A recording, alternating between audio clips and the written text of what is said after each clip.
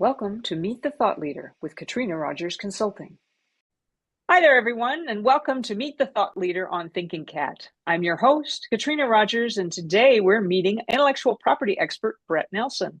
Brett has just returned to the U.S. from an adventure down under, which we'll hear about during this episode, titled Brett Nelson on Life Sciences in Australia. But first, a quick message from our sponsor, that's me. I work daily to bring you new insights and help diverse life science entrepreneurs break through obstacles to get their medical products from bench to bedside. You can help me by subscribing to and sharing the Thinking Cat newsletter. Brett, thank you for joining us today. Well, thank you, Katrina. I'm always happy to meet with you and talk with you. Excellent. All right. Well, why don't we start by having you tell us about your background and what projects excite you most? Okay, yeah, thanks for the question. How far do you want me to go back, really? Well, I think give us the highlight reel, and then you can get more detail as you go forward. All right. Well, I often tell people I started my career making conjugate vaccines, and the company had two segments. And it was during that time when I learned the importance of working with talented intellectual property experts in working with your agreements and developing your IP portfolio. And I saw things that went well and things that didn't go so well. And about that time, the USPTO, the U.S. Patent and Trademark Office, was hiring, and I had an opportunity to go work with them. And so, and the work at the startup sort of piqued my curiosity and the value that I can bring to a company. The company was very successful, and a lot of it had to do with the ability to license the patents and the technology. So I went to the USPTO and really was able to dive in deeply into patents, how they're drafted, how they're prosecuted, what's allowed, what's not allowable, how to talk with examiners, how to talk with inventors. And about that time, they had a program where they would pay for law school. So I jumped at that. I went to George Mason and then started working for a law firm in Washington after a few years. Wanted to come back west, so I reached out to a friend of mine at a law firm in Spokane, and that's when I moved to Spokane and worked for a firm called Lee and Hayes and had a great time. Really enjoyed the firm, enjoyed the area. Helped them build a life science team, helped them build a China practice, got to work with some great clients, and I got to see how a law firm runs and how it grows. And stepped away about the numbers after COVID, sort of the years sort of blend together. So maybe 2021, a couple of my clients wanted me to work with them more closely. And then there was a project my wife and I wanted to work on. However, it wasn't very long after that that a firm from Australia called and wanted me to help them grow in the US and China. And so we thought it'd be a great adventure. So my wife and I, our youngest daughter, packed up and moved to Brisbane, Australia, and just had a great time. And happy to talk more about that during the interview, but just so I don't ramble forever. After about 3 years, our daughter graduated from high school, came back here to go to college, and we started realizing we were so far away from our children and decided to come back and found this great company here in Salt Lake called Varix Imaging. Awesome. Well, and what I love about your story is it tells us a little bit about the intersection of opportunity and interest in our career paths. So I really appreciate hearing from that. Let's go into a little more detail about your time in Brisbane, Australia. What obviously you had an offer from a company, but what were the other reasons you decided to relocate there, and what fun did you have while you were there? So my wife and I sort of called it my first retirement as I stepped away, but I just realized that retirement wasn't for me. You can only go to the gym so much. And so when this opportunity came, we started to research Brisbane and learn all about the great weather, the great people that were there. And I always, as a little boy, my dad was a Navy pilot, and he spent a lot of time in Australia working with the military in Australia. He always come back with these wonderful stories. And so we were just coming out of COVID and sat down with my wife and our daughter and said, hey, this is an opportunity. This is something we should do. And we all thought it would be a great opportunity. So we decided to. Well, that's great. So what did you do while you were there? So originally I was there to do business development. But I found that wasn't really, the firm wasn't a great fit. I found that there was a lot of interest in Australia IP law. So it was, you could go out and meet people, and people were interested.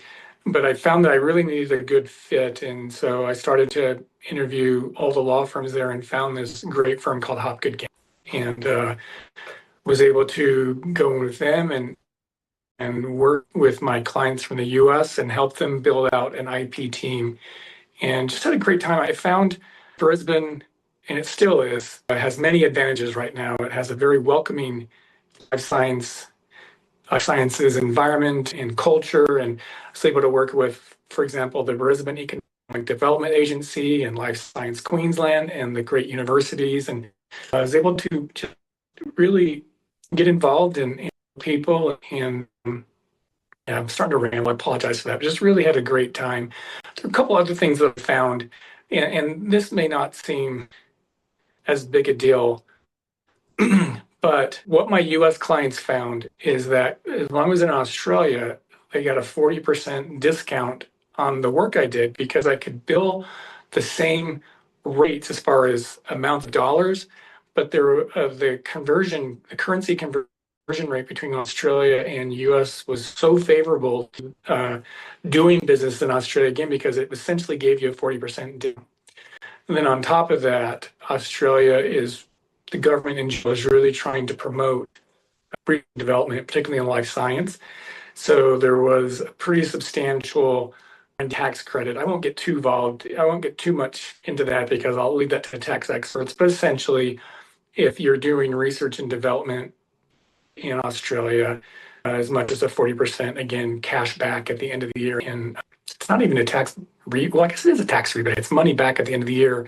It's not that simple. You have to have a certain revenue level, but even if you're making a lot of money, you can get like a tax offset. Nice. Well, those are all very fascinating ideas and options. And I know you've made some great connections for us with the fantastic folks at the Brisbane Economic Development Agency, as well as with Life Science Queensland. What's your advice for people who are considering either working in Australia or with Australian companies? One thing is to pay attention to the type of visa you get. You need to have a visa if you're going to stay. Well, actually, I think even if you're taking a short trip, you might need a tourist visa, and those are easy to get. But if you're going to stay there longer than a certain period of time, maybe 90 days, you need a certain type of visa. And they have lots of different visas that they offer. Some of them make it hard to switch jobs. If you get over there and you find that the particular company isn't a great fit and you want to find another company, you need to make sure you have the type of visa that allows you to do that. That's great advice. And we know that there's a lot of interest to work with Australian companies because of the tax credit, but also because they have a great frameworks for doing things like early clinical studies and other supports like that. Yeah.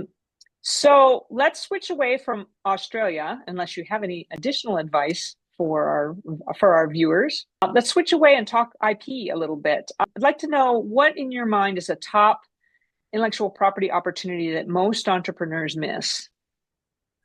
It's a great question. There was a time when, particularly the large companies, but even the startups would just file patents whenever something was invented. So they invent something, then file a patent and prosecute and build these patent portfolios. And there are a couple things that I think sort of was.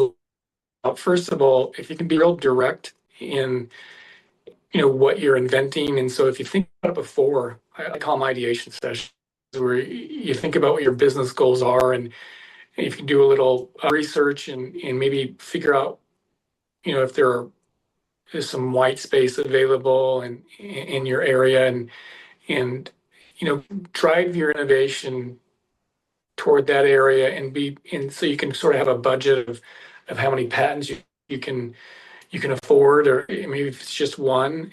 But so being real strategic up front as you build your business and thinking about where you want to take your business and how you can use intellectual property as a tool to protect your innovation.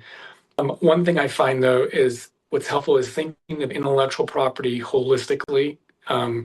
You might not have the business that needs one or two patents. It's about your brand And so if you can spend time strengthening your brand protection strategy, it's more than just trademarks. It's how you market yourself, how you market your website, and everything about the look and feel of your business that the customer sees.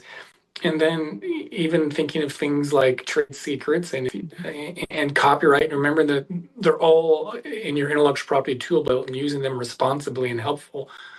The way it's most helpful can really help again with the budget, but also build a strong portfolio without reacting to what has happened. Yeah. So in addition to a strong IP strategy that uses all of the tools in the toolbox, what else do you think entrepreneurs should have ready before they go to fundraise? Because that's the big thing right now. Everybody's looking for money, and you've got to be ready before you talk to your investors. What do you think they need? Yeah, it's a good question. One thing I find people struggle with is what is confidential and what is not. So as you're going to investors, the investors are talking to lots of people, and they don't necessarily want to receive a lot of information on duty of confidentiality. It can create issues of contamination.